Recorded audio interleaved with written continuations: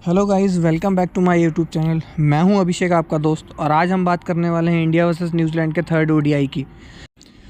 भाइयों, गौतम गंभीर ने एक और रिकॉर्ड तुड़वा दिया है। हम लोग न्यूजीलैंड से पहली बार कोई ओडीआई सीरीज़ अपने होम पर हारे हुए हैं। ये चीज़ बहुत ध्यान रखने वाली है कि हम लोग मतलब कैसे खेले हैं और किस चीज़ों पे हम लोगों को और ज़्यादा काम करना है, क्योंकि 2027 के अगर वर्ल्ड कप की हम लोग बात कर रहे हैं तो हम लोगों की क्या क्या बॉक्सेस टिक होने चाहिए उस पर हमको बहुत ज़्यादा ज़ोर देना चाहिए। जिस तरीके से गौतम गंभीर और शुभमन गिल की जो कप्तानी रही है इस सीरीज़ में, पूरी सीरीज़ में, वो थोड़ी सी पॉइंट वाली है कि उसमें क्या क्या मिस्टेक्स की हैं गौतम गंभीर ने और शुभमन गिल ने।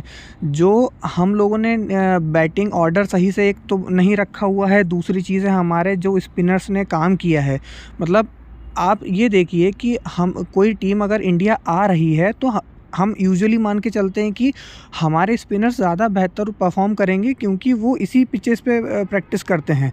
तो आप एक चीज़ देखिए कि न्यूजीलैंड के स्पिनर्स की और हमारे स्पिनर्स की, जबकि हमारे जो पूरी बॉलिंग लाइनअप है या फिर पूरी टीम का एक्सपीरियंस देख लीजिए, बहुत ज़्यादा है न्यूजीलैंड की टीम के अकॉर्डिंग। न्यूजीलैंड ने दोस्तों 3 स्पिनर्स से बॉलिंग कराई है, वो तीनों फिंगर स्पिनर हैं, जबकि हमारे जो कुलदीप यादव और मान के चलिए रविंद्र जडेजा इतने एक्सपीरियंस बॉलर्स हैं कि ये हर कंडीशन में खेले हुए हैं, हर जगह इन्होंने मैच विनिंग स्पेल किया है, लेकिन अपने ग्राउंड पे, अपने होम ग्राउंड पे परफॉर्मेंस नहीं कर पाए, जिसकी वजह से हम लोग ये मैच हारे हैं दोस्तों।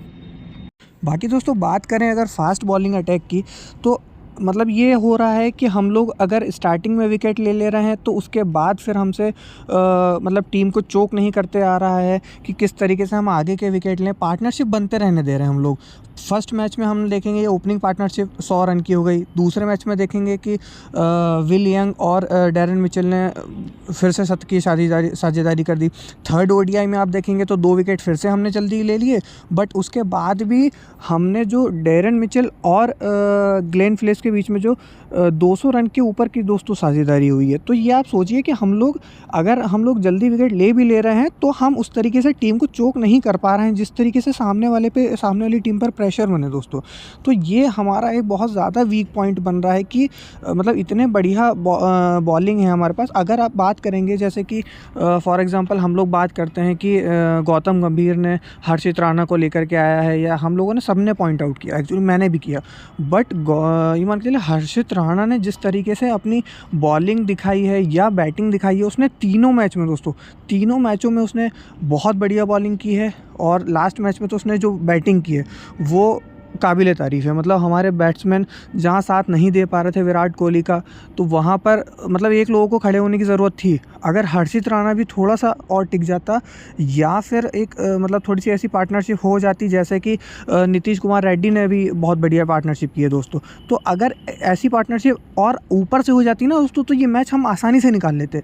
विराट कोहली किस तरीके से खेल रहा था, हम लोगों को आज ये चीज़ पता चली है कि चाहे जितना भी बात कर लें कि नहीं वो 37 ईयर्स का हो गया है और वो सिर्फ एक ही फॉर्मेट खेल रहा है, लेकिन वो एक फॉर्मेट के लिए भी दोस्तों कितना ज़्यादा कमिटेड है, वो चीज़ें हम देख रहे हैं ना।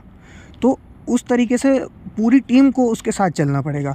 उसके ऊपर आप पॉइंट आउट करते हो, वो हर बार आप सबको गलत प्रूफ करता है भाई।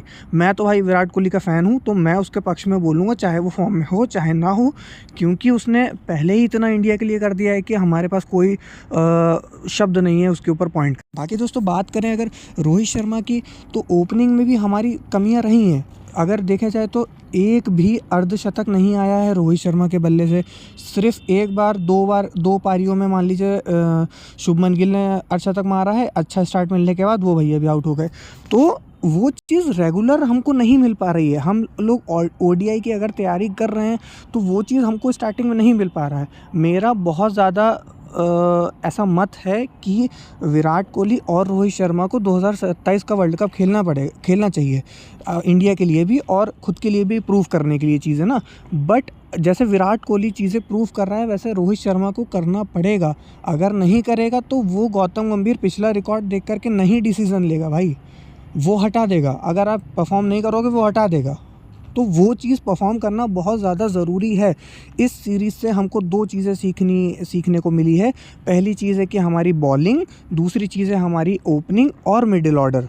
जो मिडिल ऑर्डर हमारा 4, 5, 6 है, इसको मजबूत हमको करना पड़ेगा ये 2027 के ODI से पहले। तो ये सारी चीज़ें हैं दोस्तों। बट फिर से एक बार विराट कोहली ने, मतलब सीरीज़ हम लोग फिर भी हार गए हैं, बट विराट कोहली ने पूरी सीरीज़ में दोस्तों जिस तरीके से बैटिंग की है, काबिल तारीफ़ भाई, काबिल तारीफ़, बिल्कुल हैट्स ऑफ है उस भाई के लिए तो। और मतलब मुझे तारीफ़ करने में ज़्यादा हिचकिचाहट नहीं होगी। जो डैरेन मिचेल ने भाई वो बैटिंग की है, मतलब तीनों मैच में आप उसका प्रदर्शन देखो, तीनों मैच में बढ़िया बैटिंग की है भाई लड़के ने। मतलब पहले मैच में 80s में हुआ, दूसरे मैच में सेंचुरी मार दी, तीसरे मैच में सेंचुरी मार दी। और भाई ये हो सकता है कि अब जो ICC रैंकिंग आएगी उसमें डैरेन मिचेल नंबर 1 पे हो जाए और विराट कोहली नंबर 2 पे आ जाए, क्योंकि विराट कोहली एक पारी में 23 के आसपास आउट हुआ था जिसमें डैरेन मिचेल ने शतक मारा था। तो वो हो सकता है, तो उसमें उसकी तारीफ़ करना देखो बनता है। जिस तरीके से डैरेन मिचेल ने पूरी सीरीज़ में, वो अकेले लड़के ने न्यूजीलैंड की टीम को जितवाया है दोस्तों, ये मानना आपको पड़ेगा। तो इस तरीके से टीम चलती है पूरे, मतलब एक टीम के साथ अगर आप खेलोगे तो। जिस तरीके से उनके इनएक्सपीरियंस गेंदबाजों ने बॉलिंग की है, जिस तरीके से जो उनकी टीम के एक्सपीरियंस बंदे हैं उन्होंने जिस तरीके से जिम्मेदारी उठाई है, वो सारी चीज़ें अगर हम हमारी टीम में देखेंगे ना, तो फिर इस तरीके से सीरीज़ जीती जाती हैं। तो सीरीज़ दोस्तों हम हार गए हैं 2-1 से।